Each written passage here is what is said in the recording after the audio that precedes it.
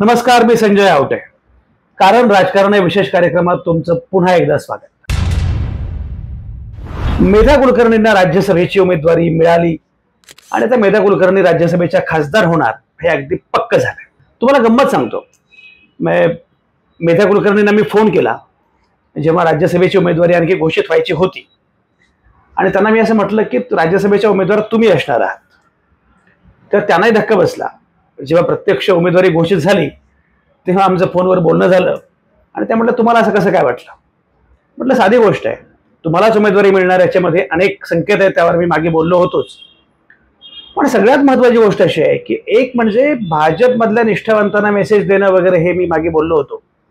पण पुण्याच्या राजकारणाचा विचार करता म्हणजे याच्यामध्ये एक मुद्दा फार महत्त्वाचा आहे आणि तो असा आहे की पुण्याच्या राजकारणामध्ये एक अशा प्रकारे झालं होतं की ब्राह्मणांना वगळलं जातं आणि ब्राह्मणांकडे दुर्लक्ष केलं जातं.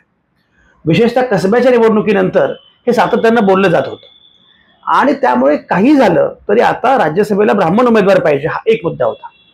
दुसरं असं होतं की प्रकाश जावडेकर हे राज्यसभेवरचे खासदार होतेच, त्यामुळे प्रकाश जावडेकरांच्या पश्चात पुण्याचा ब्राह्मण उमेदवार देणं हे पण आवश्यक होतं. कारण त्यामुळे पुण्याचा एक ब्राह्मण उमेदवार गेला, खासदार गेला आणि त्याच्या जागी दुसरा जो आला तो मात्र ब्राह्मण नाही अशी पण चर्चा होईल, अशी सगळी भीती अर्थातच भाजपला वाटत असणार आणि त्यामुळे मेधा कुलकर्णींचं नाव पुढे आलं. पण या मेधा कुलकर्णींचं नाव पुढे आल्यामुळे काही गोष्टी घडलेल्या आहेत. एक म्हणजे मेधा कुलकर्णी या निष्ठावंत आहेत. मेधा कुलकर्णींचा प्रवास नगरसेविका ते आता खासदार असा झालेला आहे. नगरसेविका म्हणून त्यांनी जेव्हा आपली वाटचाल सुरू केली, आपलं काम सुरू केलं, तेव्हा त्यांचं काम, तडफ, पुणेरी चेहरा, उत्तम संवाद, संभाषण, प्राध्यापक असल्यामुळे सुसंस्कृत व्यक्तिमत्व आणि त्याशिवाय कामाचा धडाका या सगळ्यामुळे त्या लोकप्रिय नगरसेविका होत्या. त्यानंतर त्या पक्षामध्ये आणखी पुढे गेल्या, त्यांना विधानसभेची उमेदवारी मिळाली, त्या आमदार झाल्या कोथरूडमधून. कोथरूड हा तसा आता बऱ्यापैकी साधारणपणे उच्चभ्रू मतदारसंघ मानला जातो. म्हणजे साधारणपणे असं म्हटलं जातं की पूर्वीची सगळी पेठ आता कोथरूडमध्ये स्थलांतरित झालेली आहे. त्यामुळे कोथरूड हा तसा एका अर्थानं वेगळ्या प्रकारचा उच्चवर्गीय, उच्चभ्रू असा मतदारसंघ मानला जातो आणि इथे अर्थातच ब्राह्मण लोकसंख्या ही जास्त आहे. त्यामुळे कोथरूडमधून मेधा कुलकर्णी उभे असणं, त्यांना आमदारकी मिळणं हे स्वाभाविक होतं. त्यानंतर मात्र गडबड झाली जेव्हा चंद्रकांत पाटील आले आणि चंद्रकांत पाटलांनी कोथरूडची जागा त्यांना मिळाली. त्याच्यानंतर मात्र मेधा कुलकर्णीची जागा गेली. चंद्रकांत पाटील आमदार झाले, मंत्री झाले, पालकमंत्री झाले. पुन्हा ते पालकमंत्री पद त्यांचं पुण्याचं गेलं. पण मुद्दा असा की या सगळ्या याच्यामध्ये कोथरूडकरांना असं वाटत होतं की चंद्रकांत पाटील एकतर मुळात चंद्रकांत पाटलांना कोथरूडकरांनी तसं कधी स्वीकारलं नाही. चंद्रकांत पाटील हे बाहेरचे अशीच भावना कोथरूडकरांची, पुणेकरांची तेव्हा होती, आजही आहे. चंद्रकांत पाटलांविषयी आदर जरी असला तरी चंद्रकांत पाटील हे बाहेरचे आहेत, ते कोल्हापूरचे आहेत, ते काही पुणेकर नव्हेत आणि चंद्रकांत पाटीलही अप्रत्यक्षपणे असं मध्ये मध्ये बोलत असतात. त्यामुळे चंद्रकांत पाटलांना कोथरूडची उमेदवारी दिल्यामुळे कोथरूडमध्ये अस्वस्थता होती. त्यामध्ये जातीचा मुद्दा होता, त्यामध्ये स्थानिक नेतृत्व, स्थानिक उमेदवार हा मुद्दा होता. पण चंद्रकांत पाटील आमदार झाले, मंत्री झाले. मेधा कुलकर्णींनी नाराजी व्यक्त केली, खासगीत व्यक्त केली, पण त्या फारशा बोलल्या नाहीत, त्या आपलं काम करत राहिल्या. निष्ठावंत आहेत त्यामुळे त्याचंही फळ त्यांना आता मिळालंच.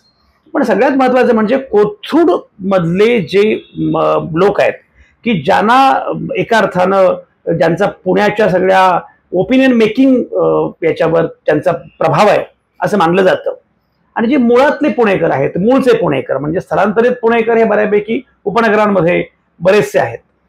पण स्थलांतरित पुणेकरांशिवाय जे मूळचे पुणेकर आहेत ते पेठांमध्ये किंवा कोथरूडमध्ये आहेत असं मानलं जातं. याचा अर्थ कोथरूडमध्ये स्थलांतरित नाहीत असं नाही, पण साधारणपणे एकूण मूळच्या पुणेकरांची संख्या कोथरूडमध्ये जास्त आहे. तर अशा वेळी कोथरूड हे महत्वाचं आहे.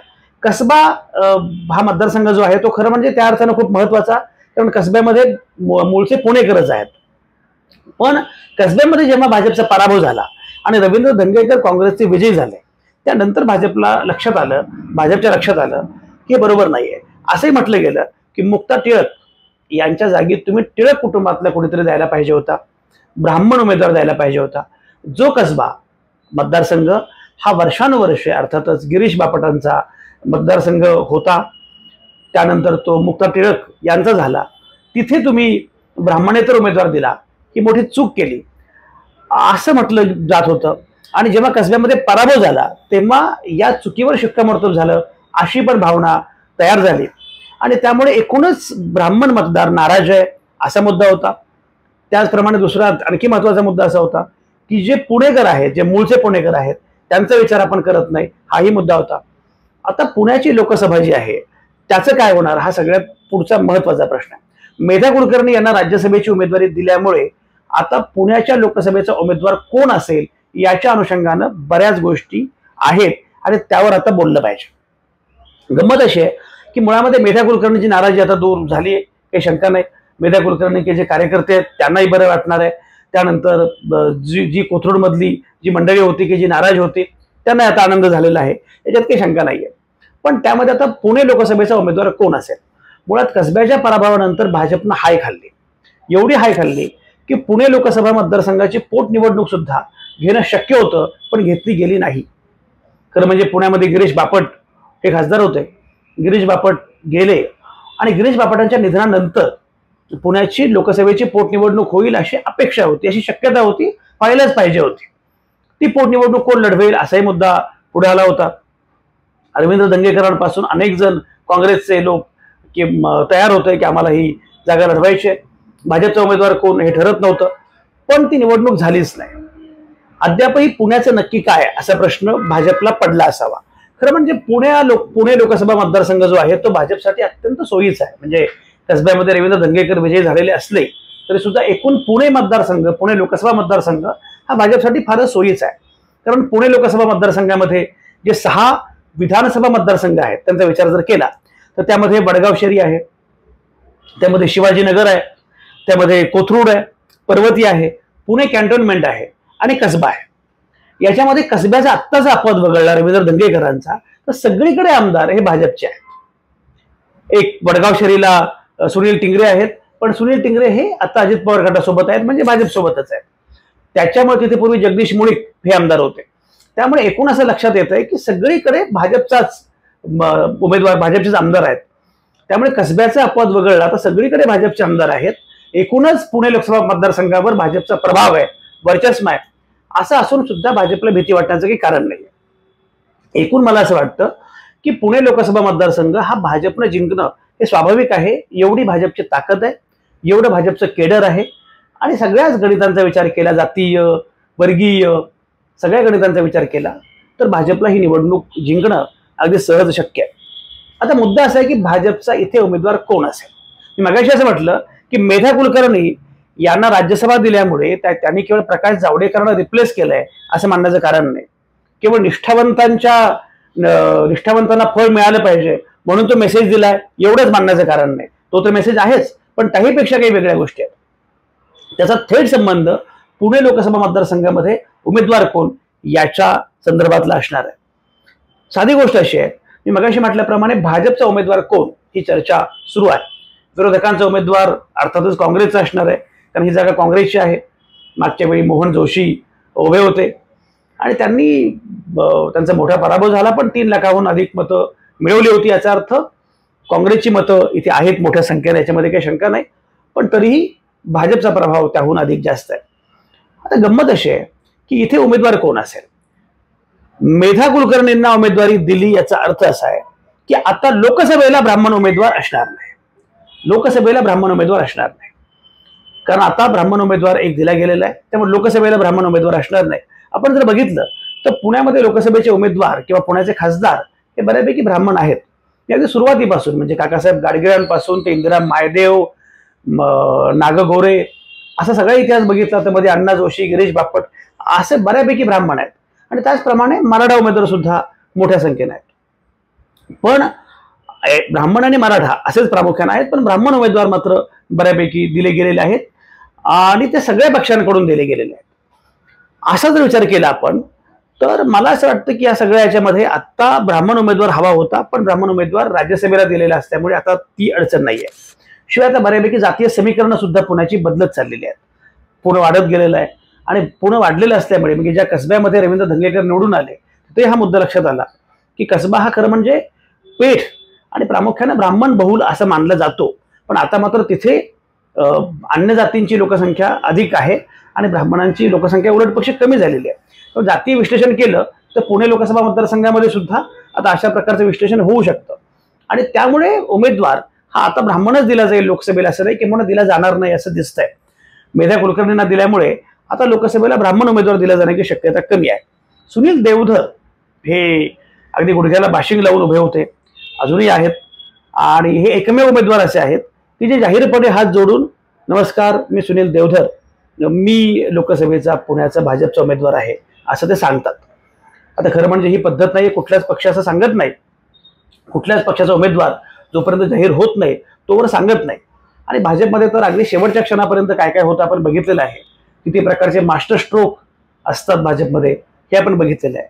अगदी पहिल्यांदाच आमदार झालेला माणूस मुख्यमंत्री होतो आणि मुख्यमंत्री पदाच्या शर्यतीतला माणूस मागे राहतो हे आपण बघितलेलं आहे. मुख्यमंत्रीच ज्यांना केलं पाहिजे ते उपमुख्यमंत्री होतात हे आपण बघितलेलं आहे. भाजपमध्ये काही केलं जातं तरी सुद्धा देवधरांना एवढा आत्मविश्वास का आहे हे कळत नाही. पण देवधर सांगतायत की मी भाजपचा उमेदवार आहे. पण सुनील देवधरांना कोणी ओळखत नाही. खरं म्हणजे ईशान्य त्यांनी भरपूर काम केलेलं आहे आणि त्यांच्याविषयी आदर पण आहे. संघ केडरमध्ये लोकांना आहे, भाजपमध्ये सुद्धा त्यांच्याविषयी आदर आहे. पण पुण्यात ते अद्याप फारसे माहिती नाहीत. खरं ते पुणेकरच आहेत असेल, त्यांचे वडील तरुण भारतचे संपादक होते, हे सगळं खरं आहे. पण आता सुनील देवधर कदाचित या सगळ्या शर्यतीमध्ये मागे गेलेत असं दिसतंय आणि आता देवधर असतील असं काही वाटत नाही. एक शक्यता अशी पण मानली जाते की कुठेतरी बाहेरचा उमेदवार पुण्यामध्ये येईल. त्यामध्ये देवेंद्र फडणवीस यांचंही नाव आघाडीवर आहे. देवेंद्र फडणवीसांचं पुण्यावर प्रेम आहे. देवेंद्र फडणवीस वारंवार पुण्यात येत असतात. पुण्याला ग्रोथ इंजिन आहे, पुणे हे ग्रोथ इंजिन आहे असं ते म्हणत असतात आणि अनेक स्वरूपाच्या कार्यक्रमांच्या निमित्ताने येतात. पुण्यावर माझं विशेष प्रेम आहे हेही जाहीरपणे सांगतात. पण तरीही पुण्याची लोकसभा मी लढवणार नाही हेही सांगायला ते विसरत नाही. पण मुद्दा असा आहे की देवेंद्र फडणवीस हे पुण्याचे उमेदवार असू शकतात जर देवेंद्र फडणवीसांना केंद्रात पाठवायचं असं ठरलं आणि देवेंद्र फडणवीस केंद्रात जाऊ शकतात असं मानलं जात आहे. जर देवेंद्र फडणवीस केंद्रात जाऊ शकत असतील तर हा एक मुद्दा आहे. दुसरा मुद्दा असा की आता सगळ्या तगड्या नेत्यांना थेटपणे लोकसभा निवडणुकीच्या रिंगणात उतरवायचं असं भाजपनं ठरवलेलं आहे आणि त्यामध्ये कोणी नेते असतात. म्हणजे नारायण राणेंना सुद्धा राज्यसभा नाकारली गेली कारण तुमचा मुद्दा लोकसभेचा आहे, तुम्ही उभे राहा किंवा जे कोणी उभे राहतील त्यांना निवडून आणा. पण सगळीकडे सगळ्यांनाच आता लोकसभेला थेटपणे उभं करायचं अशी एकूण भूमिका दिसते आहे. म्हणून तर अजित पवारांना सुनेत्रा पवारांना उभं करावं लागलं. सुनेत्रा पवारांना उभं करणं हा काही अजित पवारांचा निर्णय नव्हता, पण त्यांना नाईलाजानं का असेना तो उभं करावं लागलं त्यांना. याचा अर्थ अजित पवार स्वतःच लोकसभेला उभे आहेत. त्यांचं काय होईल माहिती नाही.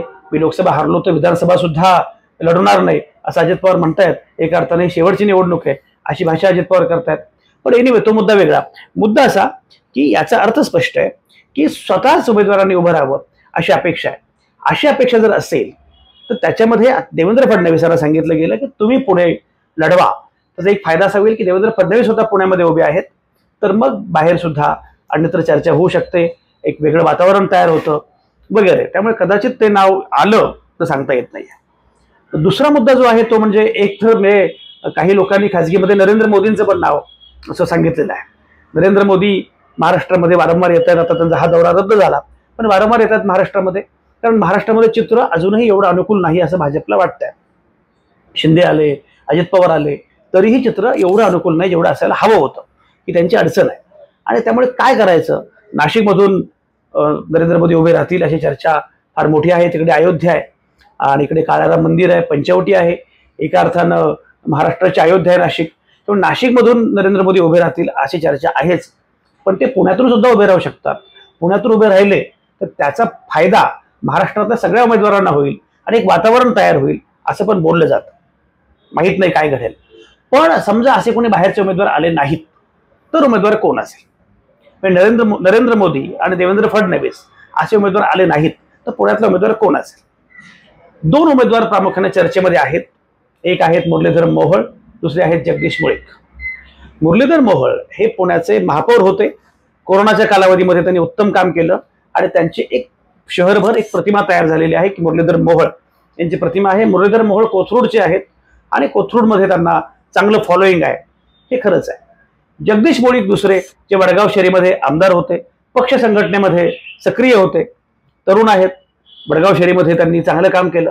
मागच्या निवडणुकीमध्ये वडगाव शहरीत ते थोडक्यात पराभूत झाले, पण तरीही एकूण पेरीफेरीवर त्यांचं काम चांगलं आहे. याच्यामध्ये काय होईल, एक शक्यता अशी दिसते की आता मेधा कुलकर्णी आल्या, त्यामुळे आता कोथरूडला पुन्हा संधी देण्याची आवश्यकता नाही. कोथरूडला राज्यसभा मिळालेली आहे, कोथरूडला खासदारकी मिळालेली आहे. मेधा कुलकर्णी आणि कोथरूड हे नातं आहे. त्यामुळे जर मेधा कुलकर्णी आणि कोथरूड हे नातं असेल तर मग कोथरूडमध्ये पुन्हा कोथरूडचा उमेदवार वेगळा लोकसभेला नको. याच्यामुळे मुरलीधर मोहोळ हे बाजूला जाऊ शकतात आणि जगदीश मुळीक यांचं नाव पुढे येऊ शकतं. जगदीश मुळीक यांचं नाव पुढे येण्यामध्ये 2-3 मुद्दे आहेत. पहिला सगळ्यात महत्त्वाचा मुद्दा असा आहे की जगदीश मुळीक हे वडगाव शहरी भागातले आहेत आणि एकूणच त्या पेरीफेरीवर किंवा परिघावर जिथे भाजपची मतं कमी आहेत, जिथे भाजपला थोडीशी चिंता वाटते किंवा स्थलांतरित मंडळी जास्त आहेत, अशा ठिकाणी स्वतः जगदीश मुळीक असल्यामुळे त्या भागामध्ये भाजपला चांगली मते मिळू शकतात. कारण कोथरूड आणि हा जो भाग आहे, कोथरूड, शिवाजीनगर, हा तर भाजपचा बालेकिल्ला आहेच, तर तिथे चिंता नाही आहे. चिंता ज्या भागात आहे त्या भागात जगदीश मुळीक उपयुक्त ठरू शकतात. हा एक मुद्दा आहे. दुसरा मुद्दा असा आहे की जगदीश मुळीक यांना अजित पवारांचा पाठिंबा असावा अशी एक शक्यता आहे. याचं कारण असं आहे की तिथे सुनील टिंगरे हे जे उमेदवार आहेत वडगाव शहरीमध्ये, ते अजित पवार गटाचे आहेत आणि ते आमदार आहेत. सुनील टिंगरेंनी मागच्या वेळी पराभव केला जगदीश मुळीकांचा, त्यामुळे जगदीश मुळीकांची आमदारकी गेली. आता सुनील टिंगरे आमदार आहेत. पण जर जगदीश मुळीक लोकसभेला गेले, खासदार झाले, तर सुनील टिंगरे सहजपणे विधानसभेला उभे राहतील, आमदार होतील. त्यामुळे आपला एक आमदार सहजपणे पुढे आमदार होईल अशी पण खात्री आहे. आणि एकूणच अजित पवारांना जगदीश मुळीक हवेत असं दिसत आहे. असा सगळा विचार केला तर जगदीश मुळीकांना उमेदवारी मिळण्याची संधी जास्त आहे असं बोललं जात आहे. जगदीश मुळीक ज्या प्रकारे प्रयत्न करतायत ते पाहता, म्हणजे त्यांनी अलीकडच्या कालावधीमध्ये बागेश्वर बाबांना बोलावलं, त्याच्यानंतर आणखी एक मोठा मासबेस कार्यक्रम त्यांनी केला. तर हे सगळे जे कार्यक्रम ते करतायत ते कार्यक्रम अगदी मोठे मासबेस धार्मिक कार्यक्रम मोठ्या प्रमाणात त्यांचे सुरू आहेत. दुसरीकडे त्यांनी विजन पुणे नावाचा एक वेगळा कार्यक्रम केला, ज्यामध्ये पुण्यातले सगळे ओपिनियन मेकर्स होते आणि ते कार्यक्रम, होर्डिंग्स, बाकी सगळ्या गोष्टी आहेत, त्यातही जगदीश मुळीक बऱ्यापैकी आघाडीवर दिसत आहेत. त्यामुळे जगदीश मुळीकांना कोणी सांगितलंय का किंवा त्यांना काही निरोप आहे का, मेसेज आहे का की तुम्ही तयारी करा असं वाटावं असं आहे. मुरलीधर मोहोळ सुद्धा तयारी करतायत, त्यांची पण तयारी दिसते आहे. त्यांनी सुद्धा कार्यक्रम केले बऱ्यापैकी. कुमार विश्वास यांचा जो रामकथेचा कार्यक्रम आहे तो केला मुरलीधर मोहोळांनी. बाकी त्यांचे होर्डिंग्स आणि बाकी सगळं सुरू आहे. मी मगाशी म्हटल्याप्रमाणे त्यांचं एकूण ते स्वतः महापौर असताना उत्तम काम केलं, त्यांचं व्यक्तिमत्व, त्यामुळे ते सेलिब्रिटी झालेले आहेत पुण्यातले. त्यामुळे मुरलीधर मोहोळ हे नाव आहेच. पण आता मेधा कुलकर्णींच्या राज्यसभेच्या निवडीमुळे, मेधा कुलकर्णी राज्यसभेवर खासदार होत असल्यामुळे जगदीश मुळीक यांचं नाव पुढे गेलेलं आहे का अशी एक शक्यता वाटते आहे. पुण्यात काय होईल, भाजपचा उमेदवार कोण असेल माहिती नाही. पुणे लोकसभा मतदारसंघाची जागा ही भाजपसाठी फारच सोयीची आहे. काँग्रेसचा उमेदवार कोण असेल हे सांगता येत नाही. मागच्या वेळी मोहन जोशी होते, ते पुन्हा एकदा या जागेवर दावा सांगतायत. तिकडे रवींद्र धंगेकर उत्सुक आहेत. रवींद्र धंगेकर कसब्यामध्ये जेव्हा निवडून आले तेव्हा जायंट किलर ठरले. कसब्याच्या निवडणुकीकडे अवघ्या देशाचं लक्ष होतं, त्यामुळे रवींद्र धंगेकर यांच्याकडे लक्ष गेलं सगळ्यांचं, तेही सेलिब्रिटी झाले. कसब्यातला हाच विजय याची पुनरावृत्ती आपण लोकसभेला करू असं धंगेकरांचं म्हणणं आहे. अगदी नरेंद्र मोदी उभे राहिले तर त्यांच्या विरोधामध्ये मी उभा राहीन आणि मी निवडून येईन असा विश्वास धंगेकरांना आहे. पण धंगेकर कसब्यात निवडून आले. कसब्यातली एकूणच सगळी समीकरणं वेगळी होती. ते स्वतः कसब्यातले, कसब्यात त्यांनी खूप चांगलं काम केलेलं आहे. तेच लोकसभेला पुण्यात घडेल असं मानायचं कारण नाही. पण एकूण पुण्याची लोकसभेची निवडणूक ही या अर्थानं इंटरेस्टिंग असेल. आणि आत्ता असं दिसतंय की भाजपकडून जगदीश मुळीक यांचं नाव कदाचित जरा जास्त पुढे गेलेलं आहे. काँग्रेसमध्ये काँग्रेसचा उमेदवार कोण असेल हे सांगता येत नाहीये. पण मेधा कुलकर्णींच्या राज्यसभेच्या उमेदवारीनं अशा काही गोष्टी बदलल्यात असं मला वाटतं. तुम्हाला काय वाटतं कमेंटमध्ये लिहा. एनिवे आपण भेटत राहूच. बाय. थँक्यू.